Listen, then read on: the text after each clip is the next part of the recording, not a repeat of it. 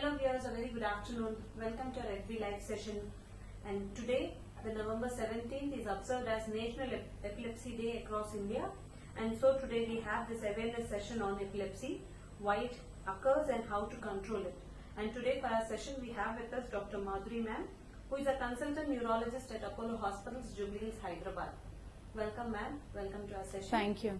And so dear audience, if at all you have any doubts related to epilepsy or seizures or fits, you can leave them in the comment section and we'll be taking them live during the session. Dr. Madhuri will be answering them during the session.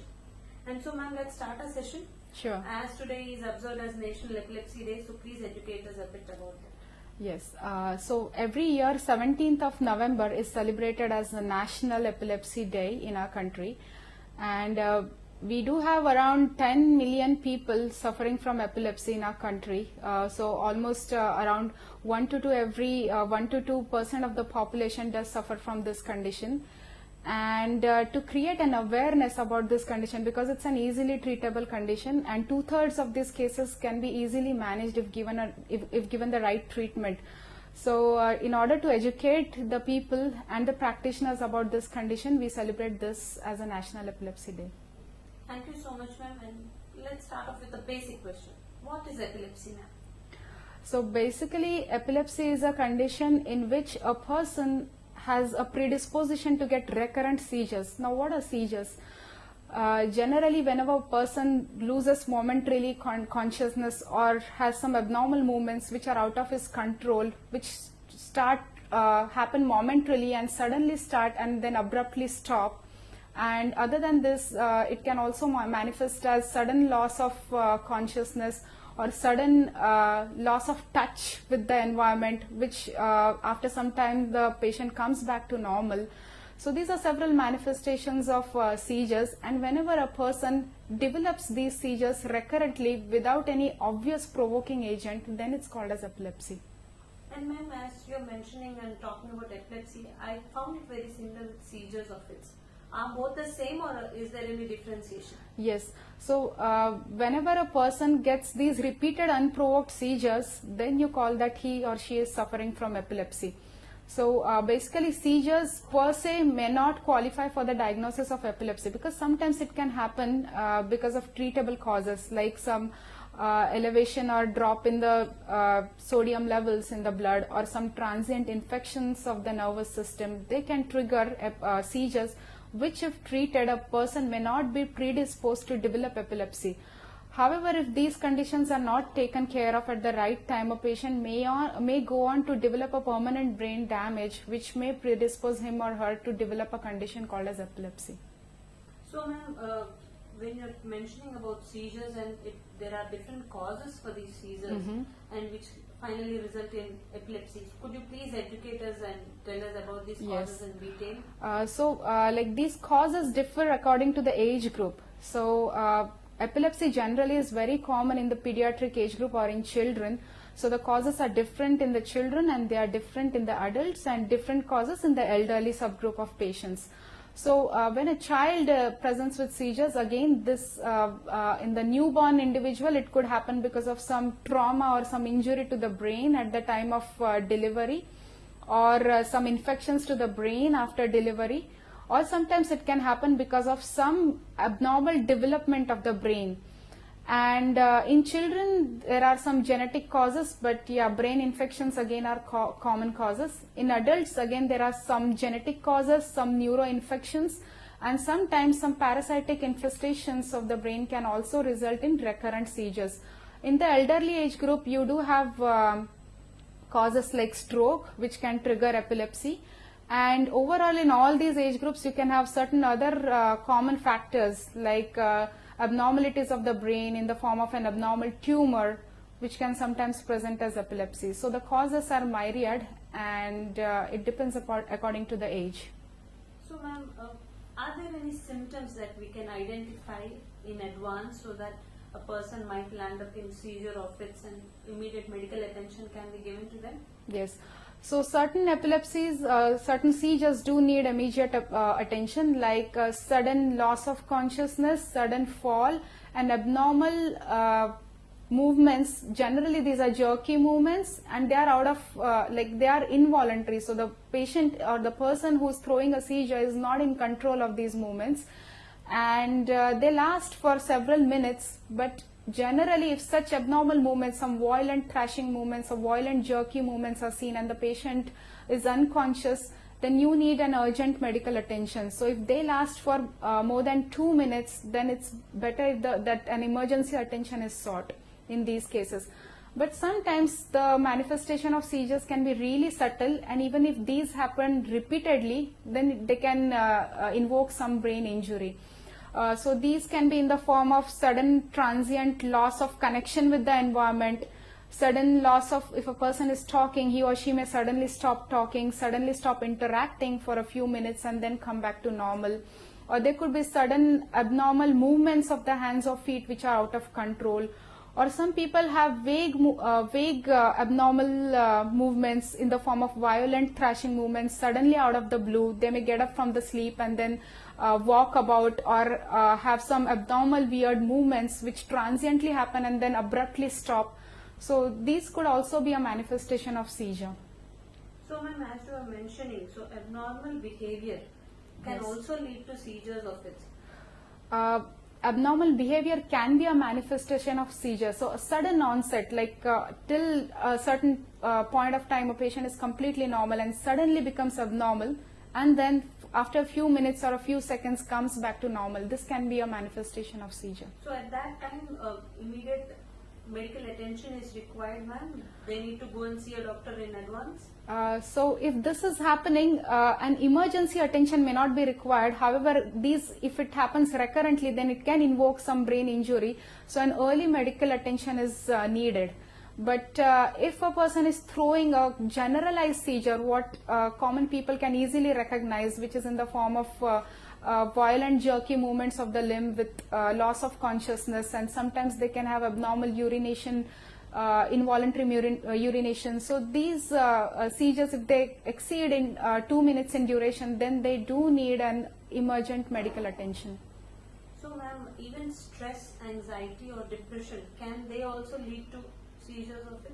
Generally, there is no direct connection between stress, anxiety and seizures, as in they are not a causative factor, but yes, they do affect the frequency of seizures. So some person, if he or she is suffering from epilepsy, then stress and anxiety can have a poor outcome, because sometimes they can alter the sleep pattern, and decreased sleep is associated with poor seizure control.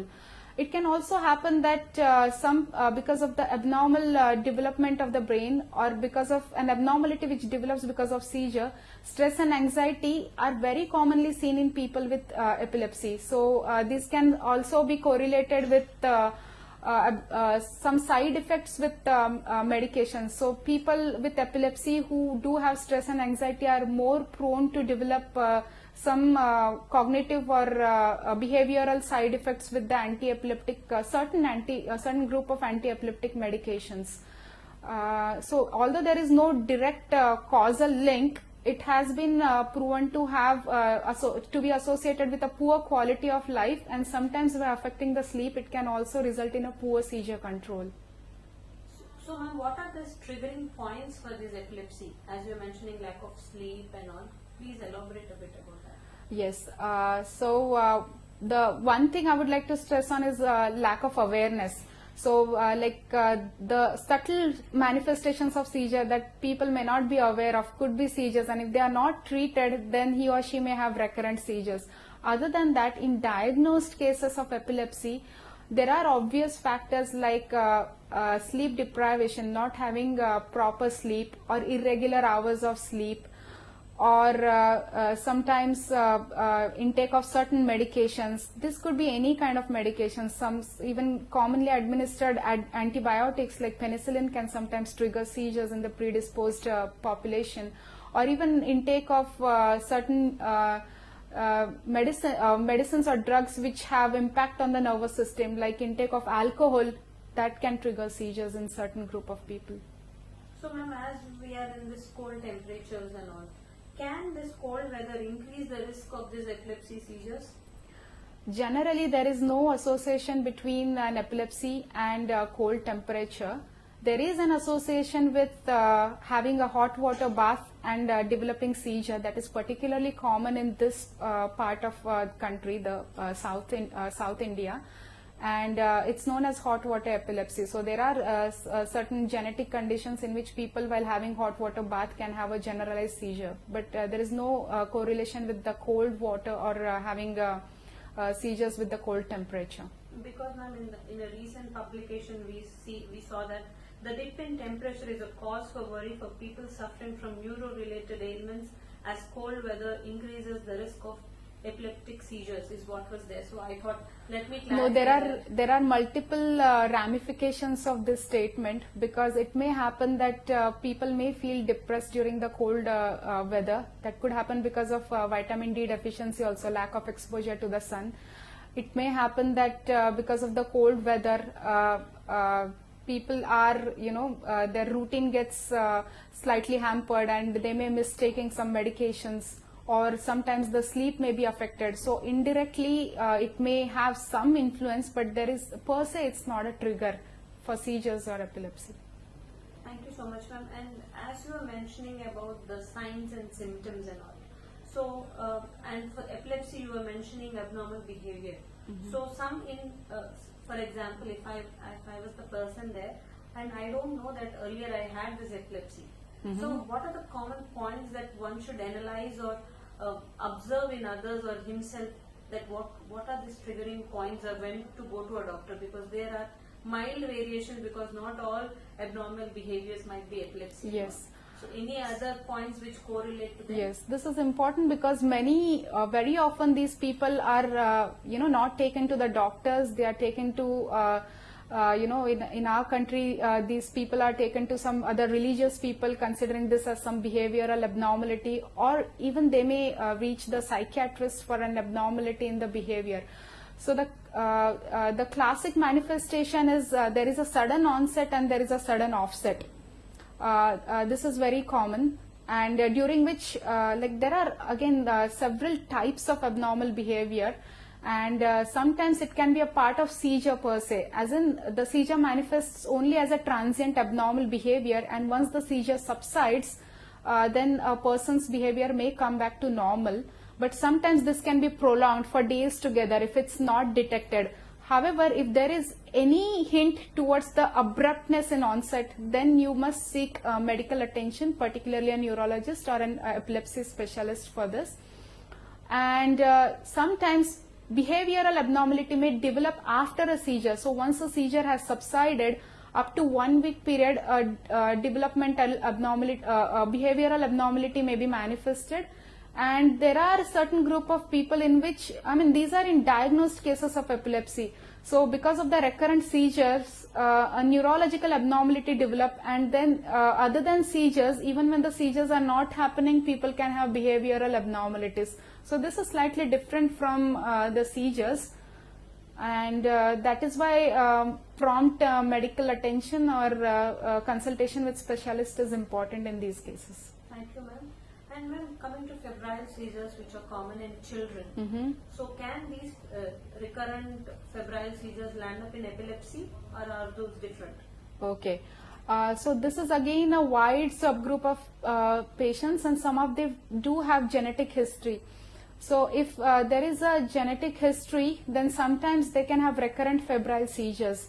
And there are certain bad prognosticators, like if it goes on for a very long time, or if it happens only on one side of body, or if it is associated with certain developmental abnormalities, like the development is delayed, the child begins to walk late, or child begins to talk later than the normal counterparts. Or sometimes there is an abnormality detected in the neuroimage. This is the scanning, the CT scan or the MRI of the brain. So these are certain factors which can give you a clue that this epilepsy, this febrile seizures can further on go on to become a chronic condition, in which it may happen without fever after the age of 5. But in majority of the people, it stops after the age of 5 years, And if there are no other associated factors which I just stated, then generally it should not continue beyond the age of 5 years. Thank you so much, ma'am. And ma'am, what are the treatment options for these epilepsies? So broadly, we can classify this as some epilepsy conditions which are very easy to respond. These are almost 2/3 of the epilepsy patients. They give a very good response to the medications, and a small dose of medication could give a very well control, could significantly lower the seizure burden.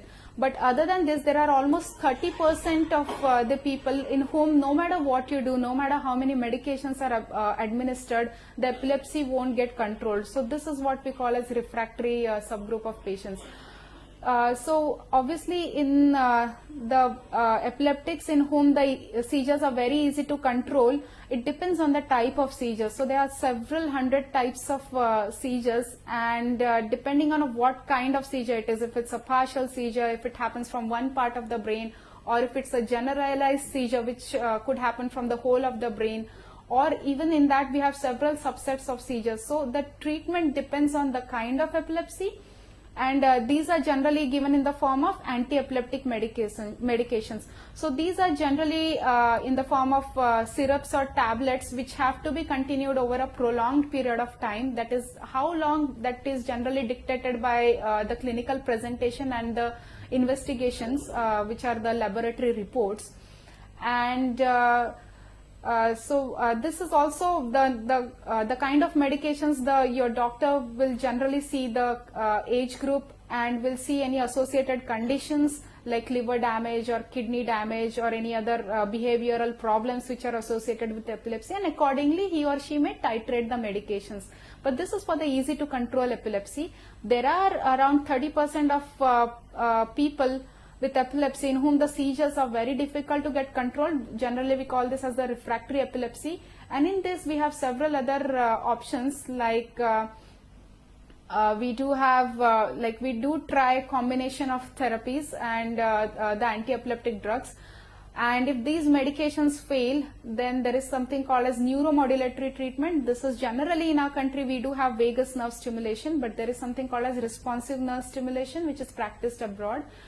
And if these also fail, then you have certain dietary modifications. These are especially very useful in children with refractory epilepsies. So there's something called as ketogenic diet which helps a lot. And then if a person has a certain kind of epilepsy which is not responding to medications and which probably may respond to a surgical treatment, then it needs an extensive evaluation. And very commonly we have almost around 0.5 million people in India who need this pre-surgical evaluation, and it's a very valuable tool, and some of them do dramatically respond if a person is properly investigated and properly chosen for that procedure. Thank you, ma'am. And after the treatment option, then we come to the first aid, and related question has also come from an audience. Ma'am, what is the first aid measures for seizures? Yes, generally for the generalized seizures, which are the most scariest part of seizures, and a person suddenly starts throwing violent movements, violent jerky movements, falls down. So the first thing is do not panic. The people who are surrounding that person should not panic, and they should bring that individual who is throwing seizures in a safe place and put him in a sideways position so that all the secretions from the mouth are easily drained. He or she should not put his or her fingers inside the mouth. They should not give any metallic objects, or should not put any objects like onions or the shoe wear near the mouth or the nose. So these are very important precautions. And like sometimes people who have known epilepsy, some doctors do administer some intranasal sprays. So if it's been prescribed by a doctor, that can be administered in these situations. And despite doing everything, if the seizures do persist beyond 2 minutes time and generally beyond 5 minutes time, then it must need an emergency attention. There is one more question, ma'am. Dear doctor, my son has a problem of when to stop eating. He doesn't stop eating. So if we won't give measured quantity, he will not stop eating. And if he eats too much, he will get seizure in the early hours. He is taking a combination of Lamitrogen 100 mg and Dipacin 750 mg twice a day. Please advise. Okay. So in this condition, we need to really find out what kind of epilepsy it is, because there is certain subgroup of people who do have eating epilepsy. So every time they eat, and sometimes this can be very specific to the kind of food that a person eats. They can throw a seizure while having food. Other than this, like if you have clearly noticed there is a specific triggering factor that like having a lot of food is resulting in seizures, that could be a prodromal manifestation. So this is like when a seizure is going to happen over a 24 hours period before having a seizure or after having a seizure. The patient can have certain abnormalities, like he or she may have some irritability, he or she may have some behavioral abnormalities, and sometimes this could be in the form of excessive eating also. So rather than a cause or a trigger for seizures, this can be a manifestation of prodrome, like it can be the earliest manifestation that he or she is going to have a seizure. So if that is happening, it is advisable to track the frequency, how frequently it is happening, and then with that seizure diary you can meet your treating physician, the neurologist or the epilepsy person, so that if any medications can be administered in order to avoid this. Sometimes this can also be monitored in the form of a video EEG. We can see if there is any ongoing neurological abnormality at the time of this excessive binge of eating. So that can also help in categorizing what exactly is the abnormality. Thank you so much, ma'am. And as we were earlier discussing about the treatment options, so is this epilepsy totally curable, or it can just be controlled with medications? Yes, so very often I try to explain to my patients that this is like epilepsy because it's different from seizures, right? Seizures can sometimes completely stop when the underlying abnormality is controlled, like whatever it could be, brain infection or abnormality in the blood sodium levels. But epilepsy is in general characterized by an enduring predisposition to have recurrent seizures without any obvious provocation.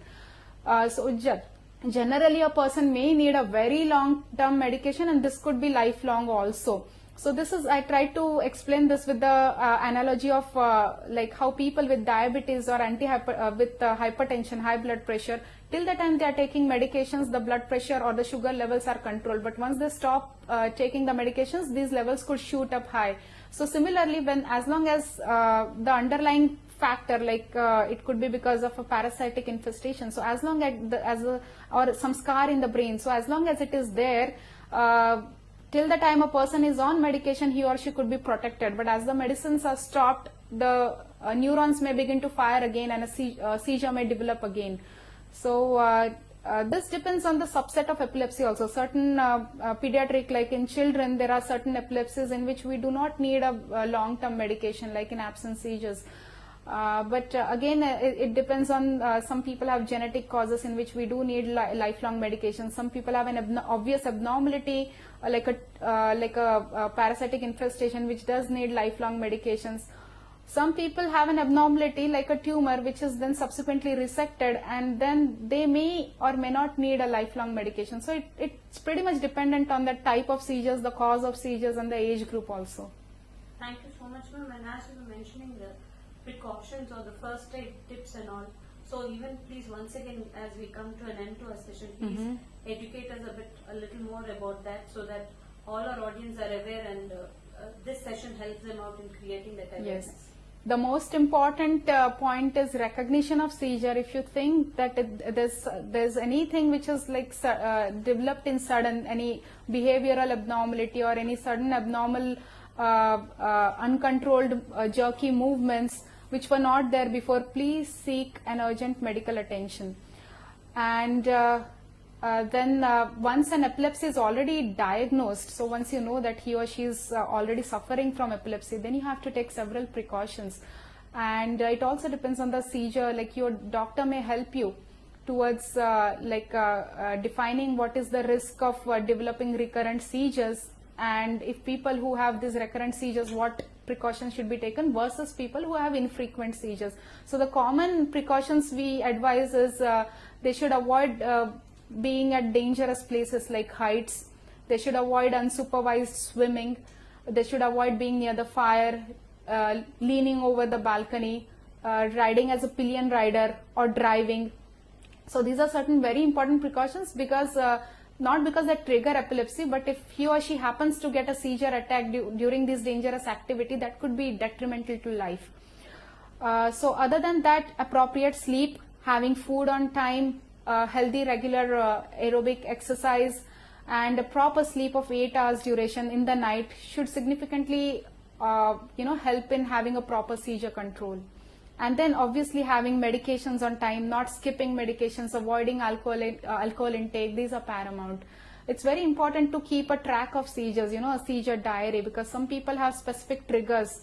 Like this could be extremely vague, like right from, as I mentioned previously, eating can trigger seizures, or reading can trigger seizures, hot water bath can trigger. So these are very vague, and it's very important to maintain a track, like how frequently it's happen and what are the obvious triggers. Some people, it could be as subtle as, losing 1 or 2 hours of sleep could also cause, or missing or improperly pacing the medications, taking 3 to 4 hours late could also trigger a seizure. So a proper track of the timing of medications and what exactly triggered the event could be also paramount in knowing what a person is predisposed to and getting a proper control.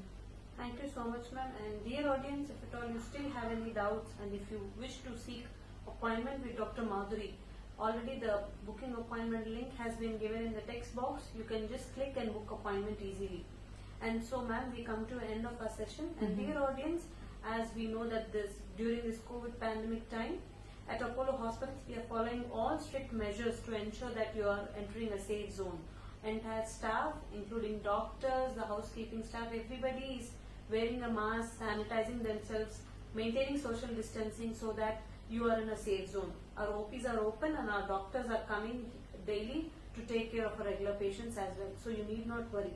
But in case if you are not able to come in a position to come to the hospital, you can always seek online consultations. You can either visit www.askapollo.com or www.apollo247.com and book online consultations with our expert doctors. Thank you so much, ma'am, for joining our session and educating us about this epilepsy on this National Epilepsy Day. Thank you so much. And thank you, dear audience, for tuning in, and stay tuned for more such FB Live sessions. Thank you. Thank you.